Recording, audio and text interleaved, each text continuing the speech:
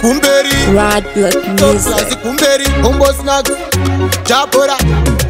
pauze andina kana achandimisa satani kadiki ndo wachisa ndina Jesu iwe vana satani saka zvangu zvine kapatani kumberi kumberi kumberi izutonanga kakumberi kumberi kumberi izutonanga kakumberi pambili pambili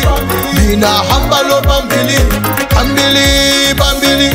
mina hambalo pambili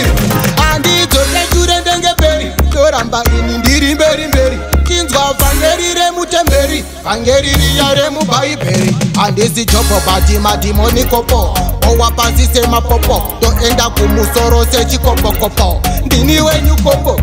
kumberi kumberi kumberi izutonanga kakumberi kumberi kumberi izutonanga kakumberi pambili pambili mina hambalo pambili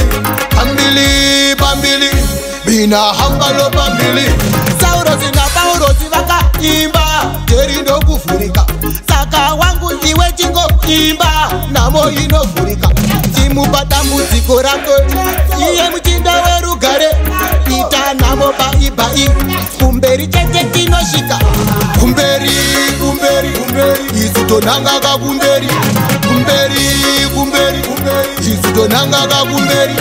pambili pambili mina hambalo pambili pambili pambili mina hambalo pambili zvedu zviri automatiki zvedu zviri fantastiki zvedu zviri bombastiki nekuti tina Jesus Christ handina kana achandimisa satani kadiki ndowachisa ndina Jesu iwe vana satani saka zvangu zvine kapatani kumberi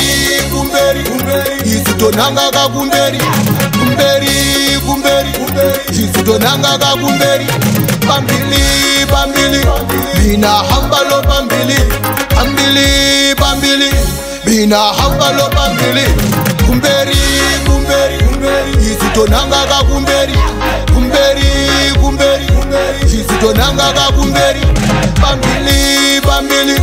mina hambalo pambili